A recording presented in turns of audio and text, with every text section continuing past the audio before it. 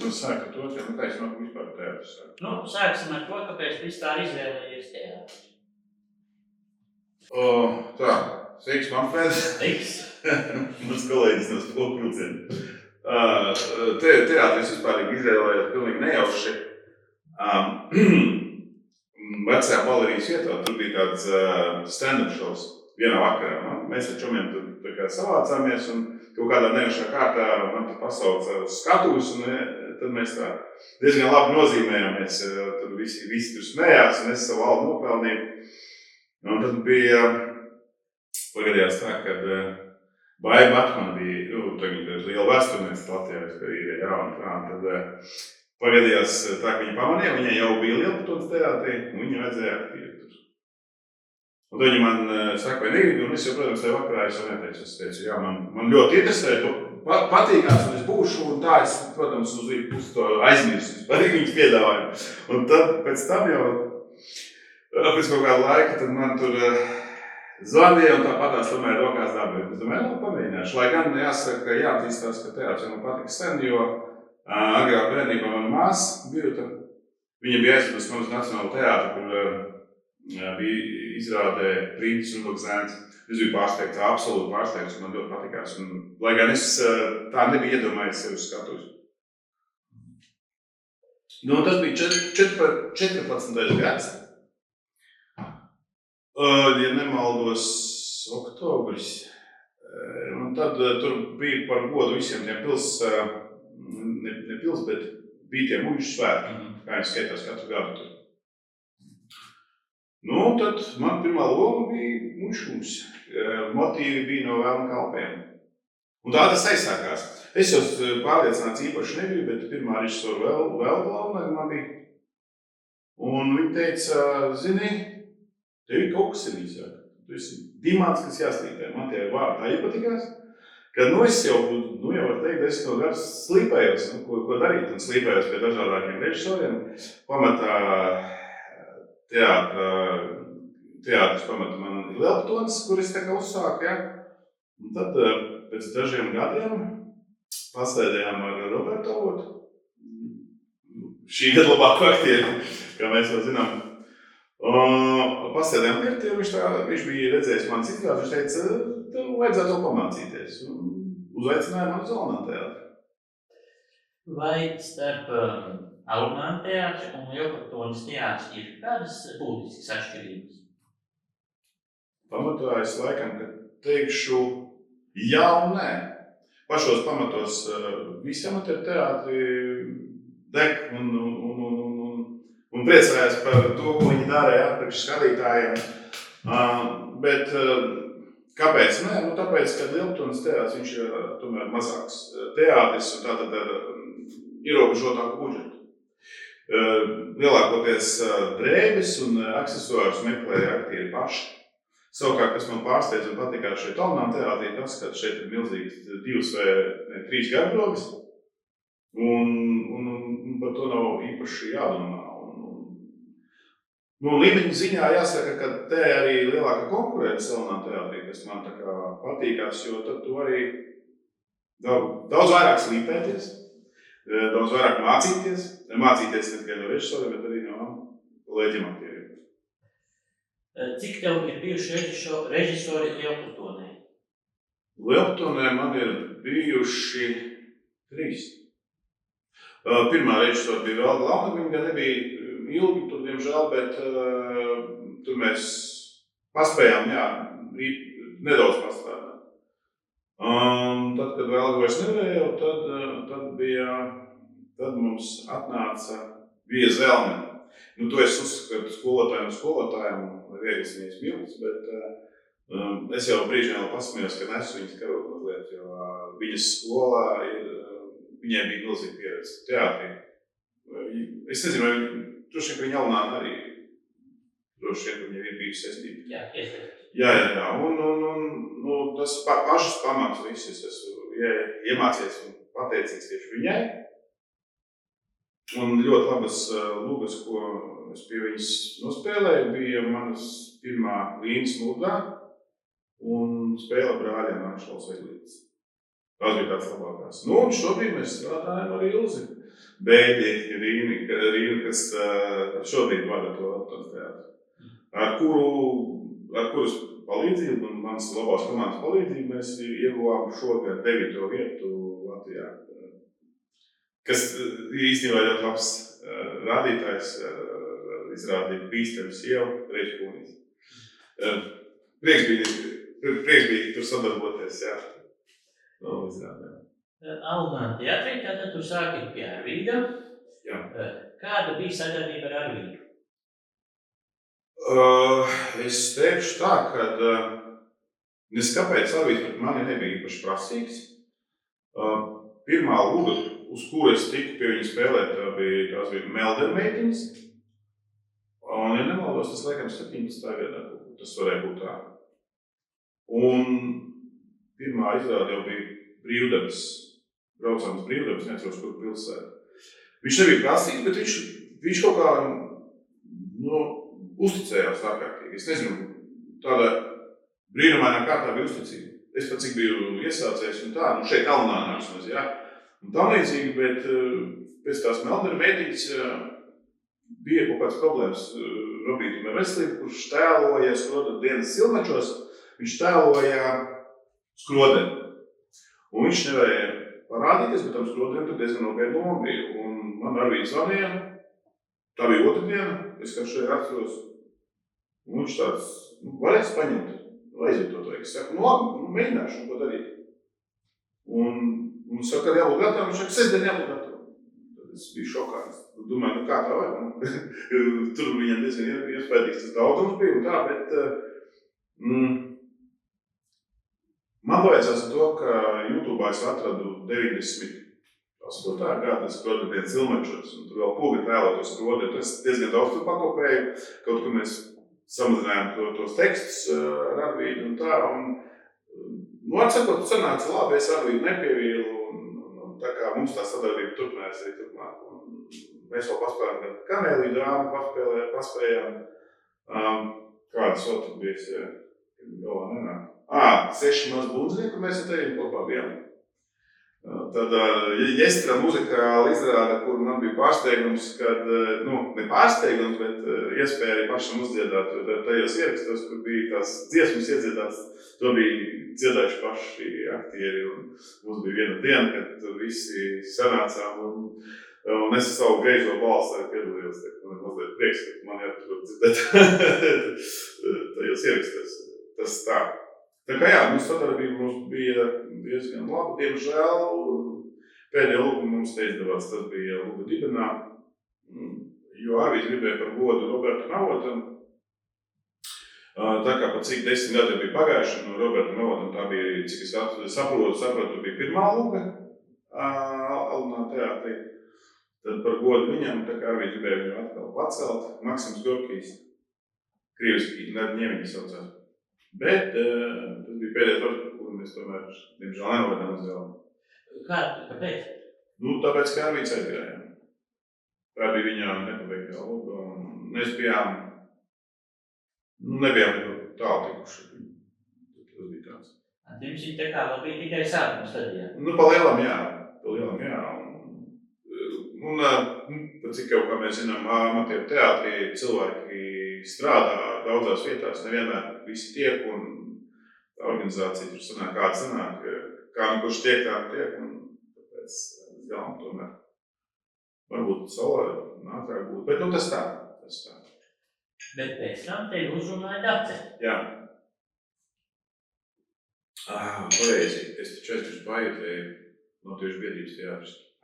Līdz tam mēs vēl nonāksim. Labi, līdz tam nonāksim, jā, pareizi. Bet tas bija vēl pirms Alunā. Nē. Labi, par gadiem es varu putroties, neesmu matemātiķis. Jā, uzrunāja Dace,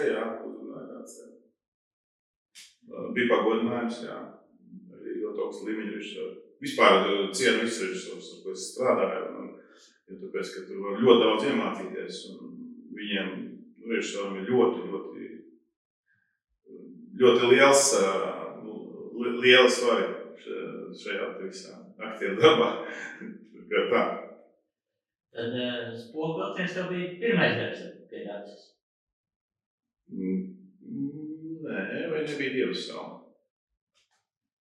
Kā tur jāskatās pēc tiem, man liekas, ka Dievas sala. Tur bija Amazonas gadījums, starp citu Dievas salā, bet Dievas sala, spoku vilciens un kas vēl? Un tagad top mums telefons zvans, kas būšu neparastā lomā, ko es neteikšu kurā, bet jā, tā būs mums šī gada novembrī. Jā, tā es skatos. Tev ir bijusi vēl viena loma, kāda Meksikā dzīvojoša angļa loma. Jā, pareizi. Kā es tā zinu? Visi neatcerēs, mums nav tik daudz nav. Jā, protams, un tu mums ar tevi kā advokātu, jā, saspēlējāmies. Pareizi. Un šeit man patīkās, ka Dats piesaista ļoti daudz dažādas speciālistus, un mums tur šajā pēdējā lugā, kas mums atkal būs janvārī, viņi būs? Jā. Janvārī, jā. Man patīkās, ka viņi piesaista speciālistu no Rīgas, un tur bija nepieciešams mazliet horeogrāfs, jo pats tā kā nevarēja izdomāt līdz galam. It kā jau bija tāds kaut kāds galva uzmetums, un tad mēs ar Kārli tur pagaidojāmies, tā teikt, uz skatuves, jā. Un tad bija sadarbība horeogrāfa, kas bija atbraucis no Rīgas. Tas bija interesants pieredze, jo pie mums tādā lauku teātrī, tāda nebrauks neviens. Cik tomēr Alnām un teātris, un tomēr Jelga un liels pieprasījums tāda jau. Tad pa kādam atbrauc un atkal var pamācīties kaut kur jaunu kaut ko. Ja salīdzinātu Arvīda režijas stilu un Daces, kādas ir līdzības un atšķirības?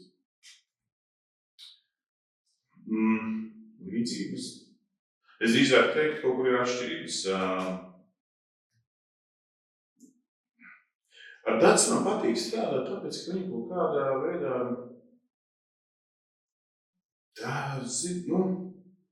kaut kā liekas profesionāli, kaut kā māk ielikt tevi, kā tās sajūtas ielikt kaut kā no tā viedokļa profesionāli diezgan. Tas ir, jo viņai, protams, vēl pieredze, un viņa redz to tēlu, kādu viņa grib savā izrādē, jā. Viņa to arī panāk, ka tevi viņa ir izmīsta. Arvīds tā kā, vismaz man, es nevaru runāt par visiem aktieriem, bet man bija tāda sajūta, ka viņš ļāva tā kā paplūst pašam, pašplūstumā. Es īpaši daudz tā kā, viņš neuzspēja kaut kādu īpašu vēlmi vai gribu, viņš ļāva tā kā. Tas tāds galvenais, bet, protams, es cienu gan vienu, gan otru savus vērtējumu. Tad šogad jau ir 10 gadi kopš tu esi Jelonā. Nebūs 10 kopš es vispār spēlēju. Ja nemaldos, Salonānā man būs 5. Šogad, jā. Kādas ir bijušas izmaiņas teātros? Gan vispārīgi, gan Alunānā kopš tu sāki? Izmaiņas? Viena es droši varu pateikt, piemēram, Alputonas teātrī pastāvīgi mainās aktieri, un ar to ir ļoti liels izmaiņas, un ļoti liels problēmas dabūt jauns klāt. Un tad, kad vēl bija tās pandēmija, tad kaut kāds dažs iestudēts lūgas palika tikai tā, ka pēc tam cilvēkiem vajadzēja mainīt profilu, darba profilu, tas, teiksim, tāds, jā. Tas no tāda veida izmaiņām. Profesionālā ziņā, es teikšu, ka man patīkās Salonānā tas, kad šobrīd piesaista vēl un vēl jaunas režisors. Tas man patīkās, kas katrs strādā ar savu pieskārienu, savu redzējumu. Tās ir lielākās izmaiņas, kas redzu šobrīd tajā Alunā teātrī. Un finansēm es nezinu, kā tur tas viss, kā tur izskatās. To es nebūšu kompetents, bet citādi tas galvenais. Tev laikam vienreiz spēlēja arī pie Andra Bolmana. Jā, bija viena, patiesības sakot, bija divas pie Andra. Viena, kas neaizgāja līdz galam, tas bija Bišu tēvs. Tur bija Roberts galvenā lomā. Andrim bija ļoti ambiciozi plāni, tur bija tāda liela māja viņam. Joprojām viņam ir, bet viņš bija domājis milzīgu projektu tādu, viņš jau bija uzsācis to projektu, ka tā mājā katrā istabā, katrā telpā vienlaicīgi norisinātos kaut kādu skati, un tas būtu tā kā viss stropāk, ja darbotos. Ideja bija ļoti laba, bet tur neaizgāja, tas ir Andrim jāprast, kāpēc. Un tad tur bija paši skudrot, vai viņas scenārijas. Jā, kaut kas tam līdzīgs bija uz tiem pamatiem, kas te mājā tur bija pirms tam darījies, un tad bija izveidota Luga veidoja Lugu bišķitājus. Tad es te arī ņēmu dalību, un mēs visi citīgi strādājam, tur bija piesaistīta pa deju grupu no Rīgas, un to mēs tāds ģenerāli mēģinājums, tā var teikt, veidojam studentu teātrī. Tas ir tur Jelgavas studentu teātrī. Un tad mēs tur ar šo te nodarbojamies, bet cilvēki, kas to redzēja, teica, ļoti labi esam, bet, diemžēl, tas kaut kādā veidā apstājās vai finansējā vai kaut kas tam līdzīgi. Neaizgāt galām, diemžēl. Tā bija viena tāda lūka, bišķitājs saucās, jā. Un otrā bija, kuris tā kā mierīgi aizvietotājs. Mēs ar Čomu Dainu tur tēlojām ugunsdzēsējus, un tā lūka bija koridors. Arī, cik es saprotu, gada izrāde, jā. Jā, tāda, un tad mēs tīri dziesmu svētku ietvaros, mēs aizvietojām tēlēm ugunsdzēsējus. Amizantākais, kas tur bija, ka mēs, tā bija izbraukuma lūka, kuru mēs spēlējām Dailes teātrī vienā no zālēm, jā. Un tur man bija ļoti, mums bija viegli redzēt tikai uzskriet, un pēc tam aiziet, mēs tiek uzskriet, ka ugunsdzēsēji nocest ugunsgrēku. Tā tur bija. Amizantākais bija tas, ka mēs, pa cik starpbrīdī mums tikai bija tas jāizdara pirms starpbrīdī mēs staigājām pa visu to Daili un tādu nopietniem sejām tur staigājām un viss tur tie dejotāji, kas tur pārņēmis, kas notiek. Viss kārtībā, mēs visi novērsām. Tik tā, mēs pabiedējām cilvēks mazliet tajos formastājumos, bet nē, viss kārtībā tiks. Jā, tā divas pie Andrejam. Un kāds viņš ir kā režisors? Arī, jā, talantīgs rītīgi. Cepuri nost. Es nezinu, cik viņš jauns bija koridoru gatavojot, bet tas, kas sanāca, tas bija labi esam. Un šobrīd, cik es sapratu, viņš tā kā Elijas teātra trupā ir režisors, un es ticu, ka tur ļoti labi sanāks viss. Ar viņu sanāk arī ļoti labi. Tātad bijusi vismaz vienas izrādes ietvaros sadarbība ar studentu teātri. Latviešu biedrība AJT. Tā ir biedrība, jā, bet tu tikko minēji studentu teātri. Studentu teātri kā telpu vienkārši. Mēs viņu tā kā telpu tikai izmantojam. Bet, arī esam pie biedrības. Jā. Tātad vienā izrādē pie AJT. Jā, pie AJT, jā. Tā bija ārkārtīgi aizkustinoša izrāde, jo tur bija stāsts par to, kā teātris radās Jelgavā, kā viņš attīstījās, kā viņš gāja bojā pēc tā pasaules kara otrā, un kad viss tikai iznīcināts. Tur bija piesaistīti muzikanti bērni no mūzikas vidusskolas. Tur tās violas man bija ļoti grūti spēlēt, jo tur bija tāda aizkustinošajos brīžos bija tā, kad par paši mums bija mazliet vilka.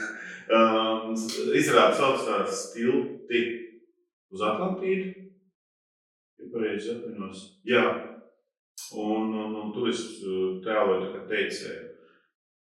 Aipa, cik ir radiniece Vieja Zelmenē, pie kuras es tā kā visu lielāko bagāžu ieguvu.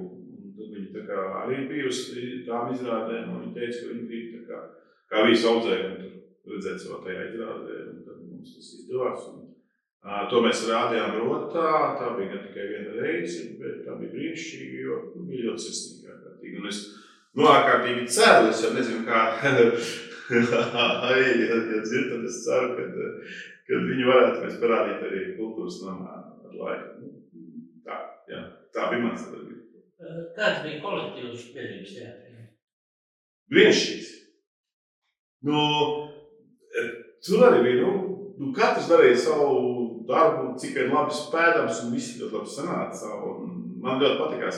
Vienīgais, kas man bija pārsteigums lielāks, tas, kad mēs mēģinājām, mums nebija kaut kā kultūras namos vai kaut kā tam līdzīgi, mēs mēģinājām gaitiņu, skolas gaitiņu tur tajā vidusskolā, tur aiet, tur darbojās. Nu labi, bet sakot, gaitiņos. Un tad tas tāds mazliet lielāks izaicinājums bija. Bet lai gan, ja tu viss patvēries, tad jau ir. Bet pārējie aktieri, tie skaitījās tā kā biedrības teātrī? Jā. Tie bija biedrības teātrī. Un cik liels kolektīvs jūs bijāt? Uz to, mēs bijām daudz. 11. Es tagad, jo tie bija gadi jau atpakaļ, 11. Un, tur vajadzēja ievesties dažādās tur tajās lomās, tur gan Rauls Ulmans bija, gan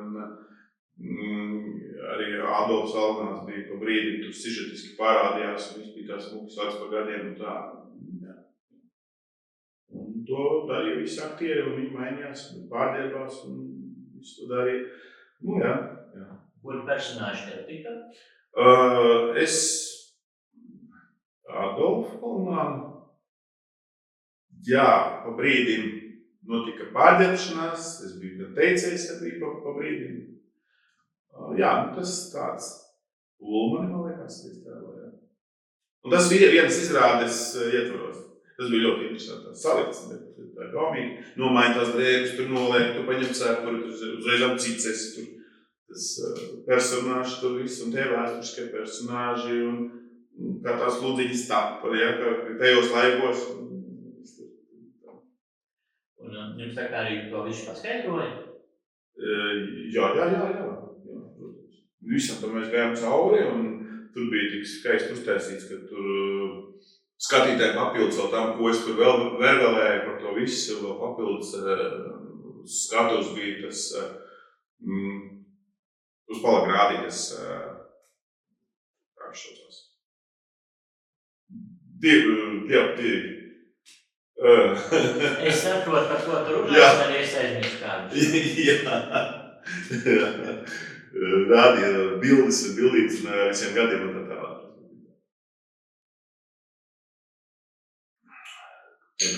Apmēram tas tāds, jā.